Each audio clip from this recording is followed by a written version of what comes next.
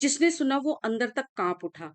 कोलकाता की एक PG second year student को उसी के hospital, RG Kar medical college and hospital में बेरहमी से पीट कर, छत विक्षत कर, बलात्कार कर मार दिया गया। दिल्ली निर्भया कांड, हाथरस कांड, कठुआ कांड को लोग अभी भूले भी नहीं थे कि आए दिन ऐसे दिमाग से सनकी, यौन कुंठा से पीड़ित पुरुष ऐसी वारदातों को जन्म देते रहते हैं। देश को शर्मसार कर देने वाली ये घटना 8 और 9 अगस्त की रात की है। मृतका हॉस्पिटल में नाइट ड्यूटी पर थी। अमूमन गायनी एंड ऑप्स ब्रांच की नाइट ड्यूटीज बहुत हेक्टिक होती हैं। 2 बजे थोड़ी फुर्सत मिलने के बाद वह अपने मित्रों के साथ डिनर करती है और डिनर करने के बाद उनको टाटा बाय बाय कहकर कुछ आराम करने के लिए चौथी मंजिल पर बने सेमिनार हॉल में आ जाती है। सुबह 7-8 बजे तक किसी को पता ही नहीं चलता कि क्या हुआ उस सेमिनार हॉल में। सुबह जब उसे अर्धनग्न लहूलुहान अवस्था में देखा जाता है तो पूरे हॉस्पिटल में सन्नाटा छा जाता है। पुलिस जब वहां आई तो उस महिला डॉक्टर के शव का कोई ऐसा अंग नहीं था जो जख्मी ना हुआ हो। वह नाइट ड्यूटी पर थी। डॉक्टर के प्राइवेट पार्ट, आंखों और मुंह से खून बह रहा था। उसकी गर्दन की हड्डी भी टूटी हुई थी। डॉक्टर को बॉडी के पास से एक हेडफोन मिला था और सीसीटीवी कैमरे में संजय शुक्रवार सुबह करीब 4 बजे इमरजेंसी बिल्डिंग में घुसते हुए दिखाई दिया था। तब उसके गले में वही हेडफोन था। हालांकि सुबह करीब 6 बजे जब वह बिल्डिंग से बाहर निकला तो उसके गले में हेडफोन नहीं था। इसी के आधार पर उसे 9 अगस्त को गिरफ्तार कर लिया गया। संजय से पूछताछ शुरू होते ही उसने अपना गुनाह कबूल कर लिया। उसे कोई पछतावा नहीं था। उसने बेफिक्री से कहा, चाहे तो मुझे फांसी दे दो। आप खुद दैनिक भास्कर के इस आर्टिकल को पढ़ सकते हैं। आरोपी संजय रॉय 33 साल का है। उसने बताया कि वह कोलकाता पुलिस के सीनियर अधिकारियों का करीबी है। उसे 2019 में सिविल वॉलेंटियर के रूप में कोलकाता पुलिस ज्वाइन की। संजय को हर महीने 12,000 रुपए मिलते थे।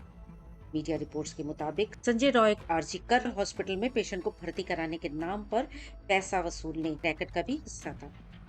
वह कोलकाता पुलिस लिखी टी शर्ट पहनकर घूमता था। उसने अपनी बाइक पर भी पुलिस का स्टिकर लगा रखा था। वह अपने आप को पुलिसकर्मी ही बताता था। कई अन्य वॉलेंटियर उसे पुलिस ही मानने लगे थे। संजय को पॉर्न देखने की लत थी। उसके फोन में कई हिंसक अश्लील वीडियो मिले हैं। आप ये देखिए, हिंसक अश्लील वीडियो। पुलिस इस बात से हैरान है कि संजय इतने विभत्स पॉर्न कैसे देखता था। उसकी मानसिक स्थिति के बारे में पता लगाने की कोशिश की जा रही है। आरोपी के अनुसार उसकी 4 शादियां हो चुकी हैं। हिंसक व्यवहार के कारण सभी पत्नियां उसे छोड़ चुकी।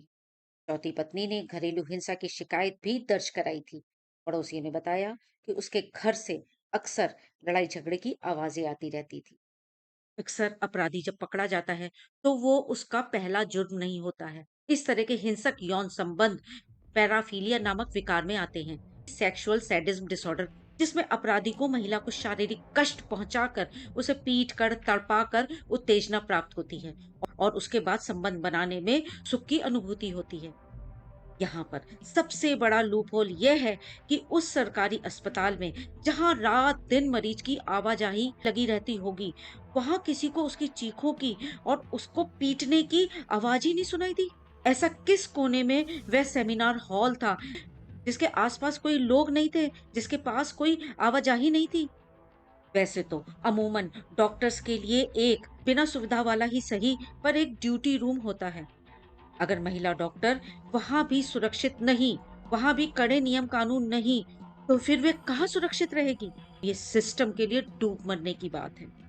सोचने की बात यह है कि आज इस टेक्निकल एज में भी इतने बड़े हॉस्पिटल में ना तो ढंग का ड्यूटी रूम, ना ही सिक्योरिटी सिस्टम, ना ही प्रॉपर और ऐप सीसीटीवी इंस्टॉलेशन।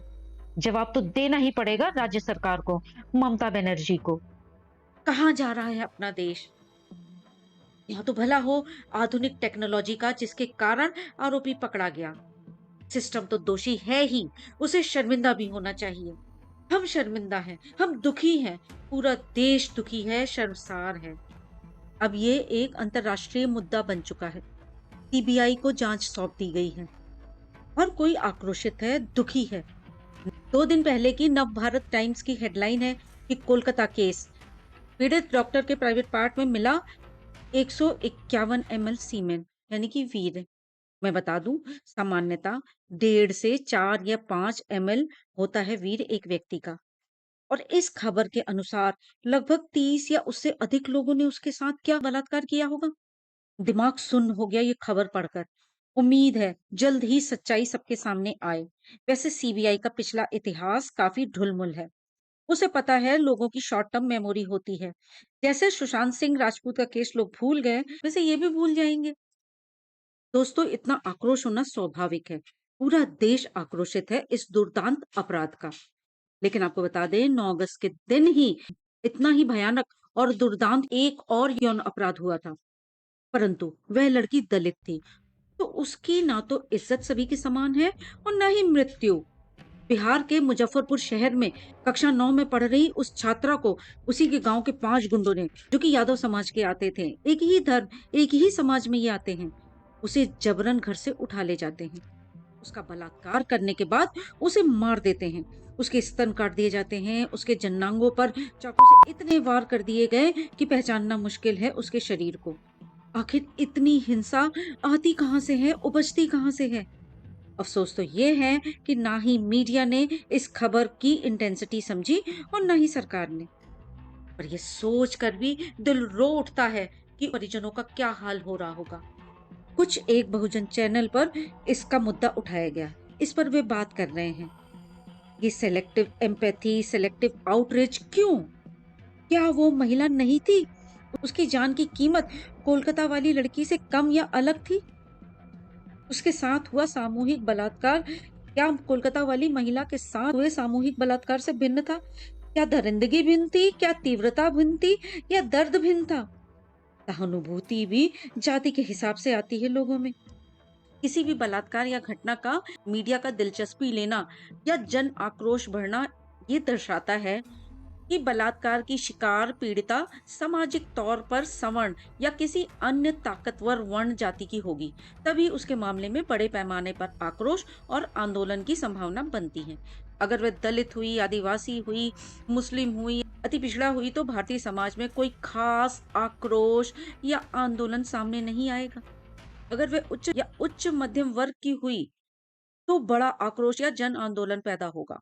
अगर वह निम्न हुई, गरीब हुई या निम्न मध्यम वर्ग की हुई, तो आप भूल जाएं कि आपके लिए कोई आक्रोश या आंदोलन पैदा होगा। अगर पीड़िता किसी मेट्रो सिटी या किसी बड़े शहर की हुई, तो उसके मामले में आक्रोश और आंदोलन पैदा होने की संभावना काफी बढ़ जाएगी। गांव, देहात या छोटे कस्बे या छोटे मोटे शहर की हुई, तो भारतीयों के लिए कोई खास बात नहीं है वो। और अगर पीड़िता उच्च शिक्षा संपन्न है, किसी उच्च संस्थान में पढ़ रही है, तो उसके लिए आक्रोश और आंदोलन स्वाभाविक रूप से पैदा होगा। यदि किसी निरक्षर लड़की या महिला या कम पढ़ी लिखी लड़की या महिला के साथ होगा, तो आप भूल जाएं कि आपके साथ कोई आक्रोश या आंदोलन आपके पक्ष में होगा। यदि पीड़िता का पेशा समाज में सम्मानजनक है, वह प्रोफेसर है, डॉक्टर है, पत्रकार है, बड़ी लेखिका है, तो उसके मामले में आक्रोश और आंदोलन पैदा होने की संभावना बढ़ जाएगी। लेकिन यदि पीड़िता झाड़ू पोछा लगाती है, घरेलू नौकरानी है, छोटा मोटा काम करती है, तो उसके मामले में कोई क्यों करेगा आक्रोश? और यदि पीड़िता मणिपुर या कश्मीर की है, तो कितना भी आपके साथ उत्पीड़न हो, कितना भी अत्याचार हो, आपके लिए कोई आक्रोश पैदा होने की संभावना नहीं है। आप इसके लिए बिल्कुल आवाज ना उठाएं। हमारे देश में बलात्कार और बलात्कार के बाद हत्या जैसे मामलों में भी न्याय के आधार वर्ण, जाति, धर्म, वर्ग, शिक्षा, शहर, पेशा और राजनीति, फायदा, नुकसान आदि के हिसाब से होता है। ये सारा मीडिया, सारे बुद्धिजीवी लोग, सारा समाज और ये पत्रकार, ये तभी सामने आते हैं जब कुछ इस तरह की घटनाएं हो जाती हैं। अब मोमबत्ती जलाएंगे, आंदोलन करेंगे, रैलियां करेंगे, धरने देंगे और 15 दिन बाद इसे भूल जाते हैं, चुप हो जाते हैं। दोनों ही केस निंदनीय है। दोनों केस के अपराधी की मानसिक सोच एक जैसी है, यौन कुंठाएं एक जैसी है, बल्कि इस छात्रा में तो जाति का एंगल भी है। सीएनएन की रिपोर्ट के अनुसार 2020 के आंकड़े बताते हैं कि डोमिनेंट कास्ट यानी कि अपर कास्ट के द्वारा दलित बच्चियों और महिलाओं के साथ सेक्सुअल वायलेंस अधिक होता है। उनकी थाने में सुनवाई नहीं होती है। कई बार थाने में ही उच्च वर्ण के अधिकारियों द्वारा उनके साथ अभद्रता कर दी जाती है। जितनी घटनाएं रिपोर्ट होती हैं, उनमें से केवल 2% अपराधियों को ही सजा हो पाती है। बाकी जातिवाद के कारण छूट जाते हैं। हिंदू समाज की रीढ़ की हड्डी कही जाने वाली जाति प्रथा, जाति व्यवस्था एक सामाजिक कोड है, कैंसर है समाज के लिए। अगर इसका इलाज नहीं हुआ तो किसी दिन विस्फोट हो जाएगा।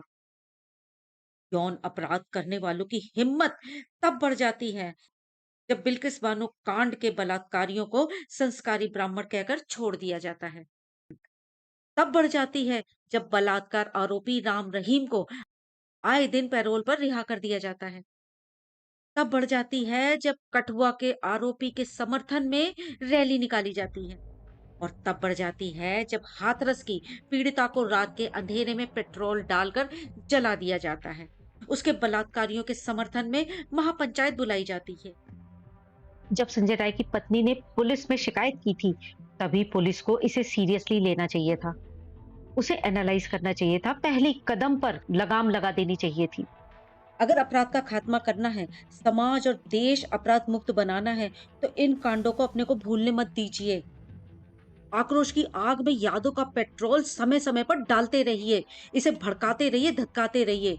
आग इतनी ज्यादा धधक जाए कि उसकी आंच में राजनीति की आड़ में पलने वाले अपराधियों का शरीर जल जाए और ये अपने आप को श्रेष्ठ समझने वाले तथाकथित ऊंची जात वालों के हौसले पस्त हो जाएं। ये न चैन से बैठ पाए और न चैन से सो पाए। चूल्हे हिला दें इनकी। हमेशा सतर्क रहिए, सशंकित रहिए, आंख बंद करके किसी पर विश्वास मत करिए। हर किसी के पास पेपर स्प्रे तो मैंडेटरी होना ही चाहिए। ये बहुत इफेक्टिव होता है, इसे जरूर यूज करना चाहिए। कहीं भी कुछ भी अटपटा लगे तो तुरंत पेरेंट्स को शेयर करें। और पेरेंट्स को भी चाहिए कि पुराने घिसे पिटे नॉर्म से हटकर सोचे और बच्चों की सुने। आज का वीडियो मैं यही समाप्त करती हूँ, इस उम्मीद से कि ऐसे टॉपिक पर वीडियो ना बने, ऐसे अपराध ना हो। नमस्कार दोस्तों, अपना ध्यान रखना।